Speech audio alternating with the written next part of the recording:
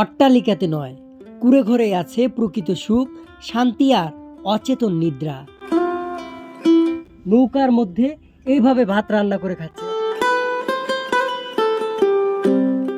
রাতের মধ্যে একটু শোন। কষ্ট।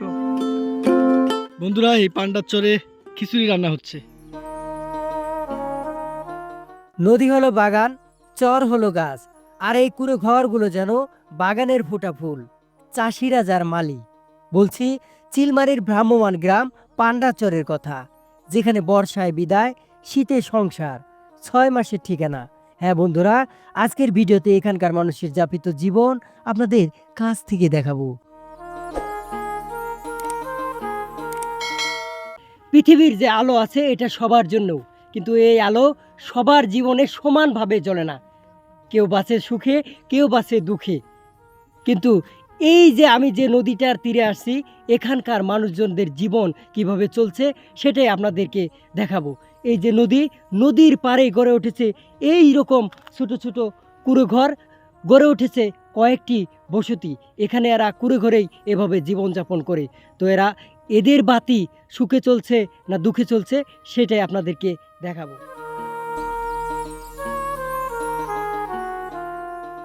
এখানে জীবন চলে অনেক কষ্টে। জ্বলে না আধুনিকতার আলো, চলে না কোনো যানবাহন, নেই কোনো সড়ক যোগাযোগ ব্যবস্থা। আছে শুধু কুঁড়ে ঘর, তবুও নেই তেমন তৈজসপত্র, নেই খাট, নেই পালং। এ যুগে এসেও এমন জীবন যেন আদি যুগকেও হার মানায়। বন্ধুরা, এই পান্ডাচরে এসে আমার মনের দৃঢ়তা বেড়ে গেল। আসলে বেঁচে থাকার জন্য খাট পালং অত কিছুর প্রয়োজন নেই, এরকম মাটিতেও ঘুমানো যায়। দেখুন এখানে এই যে জাস্ট একটা কাগজ আর একটা কাঁথা, আর এইভাবে মাটিতেই ঘুমানো হয়েছে। আবার পাশে দেখুন গরুও ঘুমায়। সুখের জন্য অত কিছুর প্রয়োজন হয় না।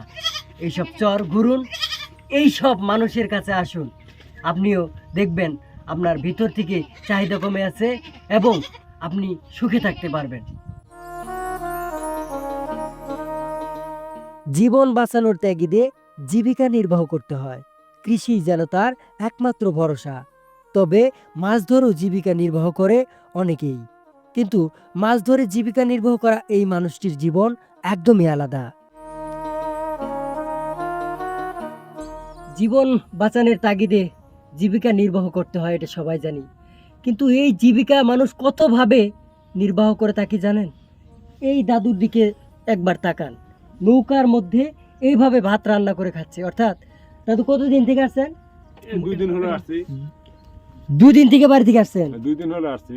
2 দিনই এই নৌকার মধ্যে খাওয়া দাওয়া থাকা? 2 দিনের মধ্যে খাওয়া দাওয়া চলাফেরা সব এই নৌকার মধ্যে। তাহলে আপনার প্রধান আয়ের উৎস হচ্ছে মাছ মারা? মাছ মারা, আমাদের সব মাছ মারা।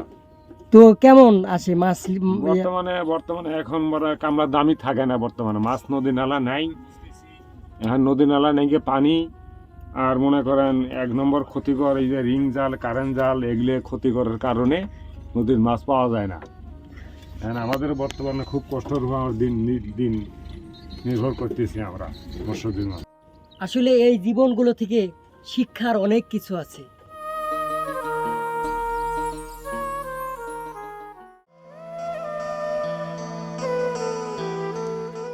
এই কঠিন জীবনে এখানকার সবাই যেন সংগ্রামী। শিশুরা বড় হয় অনিশ্চয়তার মাঝেই, তবুও তাদের চোখে স্বপ্ন। ছোট থেকেই হয়ে ওঠে উদ্যমী। এরাই হয়তো এই চর বদলাবে তাদের জীবন। কি করো? আইডল। আইটাল মাটি নিচ্ছ? হ্যাঁ। এই মাটিতে কি করবা? এই যে এদিক একটু জোরে বলো, মাটিতে কি করবা? বাড়িতে কি করবো মাটি দিয়ে কও? বারনেপো। ঘর নেপো? এখন বিকেল গড়িয়ে প্রায় সন্ধ্যা। মাঠে কাজ ছেড়ে সবাই বাড়ি ফিরছে। মজার বিষয় হলো আজ রাতে আমরা এখানে আয়োজন করেছি পিকনিকে। রাতের খাবার সবাই একসাথে খাবো। আপনারা জানেন এই সুন্দর পরিবেশে আমরা আটকে গিয়েছিলাম, তবু আমার বন্ধু সহ এখানে খিচুড়ি রান্না করছে। দেখেন, ও হচ্ছে জাল দিচ্ছে আর এই চান মিয়া ভাই রান্না করতেছে। আরও অনেক মানুষ আছে, মা বোনেরা আছে, তাদেরকে আমি ভিডিওতে আনতেছি না। আর আমাদের এই পাশেই হচ্ছে নদী, একদম নদীর তীরে, নাই কোনো বেড়া। এত সুন্দর পরিবেশে আমরা আজকেই খিচুড়ির আয়োজনটা করেছি। এই যে খিচুড়ি রান্না হয়ে গেছে, আমরা বসে পড়ছি, সবাই খাচ্ছে। পাকানি হচ্ছে এই চানমিয়া ভাই, অনেক সুন্দর খিচুড়ি পাকায়। কেমন আছে বন্ধু? একদম অসাধারণ, আলহামদুলিল্লাহ, খুবই টেস্ট। এই খাবারের এক একটি দানা থেকে আসছে প্রকৃতির ঘ্রাণ আর আত্মতৃপ্তির স্বাদ। খাওয়া দাওয়া শেষে আড্ডা, গল্প আর ঘুম, এ যেন এক স্মৃতিময় রাত। শুভ সকাল বন্ধুরা, শুভ সকাল পান্ডার চর।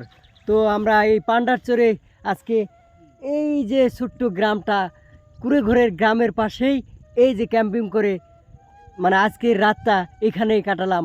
মানে দেখুন নদীর পাশে কি সুন্দর একটা পরিবেশে। এখানকার ছোট বাচ্চাদের দেখুন এই যে নদী পাড়ে বসে ব্রাশ করছে। এই মোনা, ব্রাশ করছো?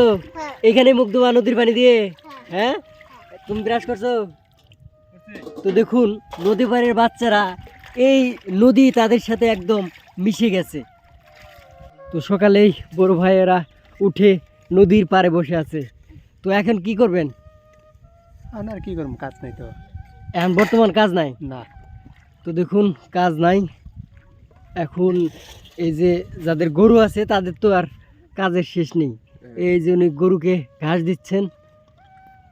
আর এই দিকটাতে দেখুন এই যে হাঁসগুলো সকালেই নদীতে নেমে গেছে। ওই দিকে ওই আঙ্কেল কাজ শুরু করে দিছে, আরেকটা ঘর বানানোর কাজ। তো বন্ধুরা একটা বার দেখুন আবহমান বাংলার এই কুড়িগ্রামের বুকে এখনো মানুষ এভাবে বসবাস করে। দেখুন এই মনে কি খাচ্ছ? তো এই বাচ্চাটা হচ্ছে খাবার খাচ্ছে। দেখুন খড় কুটে দিয়ে ছোট্ট সুন্দর একটা বাড়ি, যেখানে চুলা, এই যে এখানে আপু কাজ করছে। আর পাশেই এই রকমই অনেকগুলা এই যে বাড়িঘর, মানে জনবসতি নতুনভাবে গড়ে উঠেছে। দেখুন সবগুলো বাড়ি করলেন, জমি কিনে বাড়ি করছেন না আগে থেকে? না না, জমি কিনা বাড়ি গেছি। তো এখানে জমির দাম কেমন? জমি যে 1 একর কিনছি 1,60,000। তো আগে আপনার কোন চরে বাড়ি ছিল? ওই পশ্চিম। তো এই চরের এই বাড়িটাতে এসে আটকে গেলাম। দেখুন এই বাড়ির উঠানে হচ্ছে সবজির ক্ষেত আর পাশে হচ্ছে ধান ক্ষেত, একদম খোলামেলা একটা বাড়ি। দেখুন চারদিকটাতে এটা পুরাটাই হচ্ছে সবজির ক্ষেত। আর এখানে টিপ টিপ বৃষ্টি পড়ছে, আঙ্কেল এখানে বসে আছে। আসসালামু আলাইকুম, কেমন আছেন? আলহামদুলিল্লাহ। আপনার বাড়িটা যে এত সুন্দর আপনি জানেন? আমি সঠিক জানি না, এখন ক্যামেরা করতেছেন এই জন্য জানতেছি। তো এখানে কতদিন থেকে বসবাস করেন? এখানে অল্প দিন আর কি, মাসখানেক হয়নি। তো এখানে জীবন যাপন করে আপনার কেমন লাগে? একদম মোটামুটি ভালো লাগে। চারদিকে একদম বাড়ি নাই, নিস্তব্ধ একটা বাড়ি, ভালো লাগে? ভালো লাগে। এখন কি করব, আর রাতের মধ্যে একটু কষ্ট। রাতের মধ্যে একটু কষ্ট। কষ্ট তো এগুলো বাড়ি মানে দেখতে যতটা সুন্দর, কিন্তু এই বাড়িগুলোর সাথে লুকিয়ে থাকে এখানকার মানুষের সংগ্রামী জীবনের কষ্ট। সংগ্রামী ভাবেই জীবন যাপন করতে হয় এখানে। দেখুন পিছনে হচ্ছে নদী, যদি নদী ভাঙন শুরু হয় তখনই কিন্তু এই খড়কুটে দিয়ে মানে খড়কুটে দিয়ে করা এই বাড়িগুলো কিন্তু ভেঙে সরিয়ে নিতে হবে। তো এটা হচ্ছে চুলা, একটু বৃষ্টি হচ্ছে তাই এটা ঢেকে রাখা হয়েছে। আর দেখুন পাশেই ধান ক্ষেত আর এখানেই সবজি ক্ষেত, মানে এখান থেকে সবজি নিয়ে এই চুলায় রেঁধে রান্না করে এই ঘরে খাবে। মানে একদম পিওর একটা গ্রামের ফিল এই যে এখানে আসলে পাবেন। দেখুন কি রূপ কথার গ্রাম, রং তুলিতে সাজানো। দেখুন কুড়ে ঘরের পাশেই গরুর খাবারের এক জায়গা, আর সামনে হচ্ছে শান্ত একটি নদী। দেখুন নদী, মাটি, মানুষ, নদীর সাথে মাটির সাথে মানুষের নিবিড় এক সম্পর্ক। চরের মানুষ অল্পতেও প্রকৃতির সঙ্গে লড়ে বেঁচে থাকতে পারে।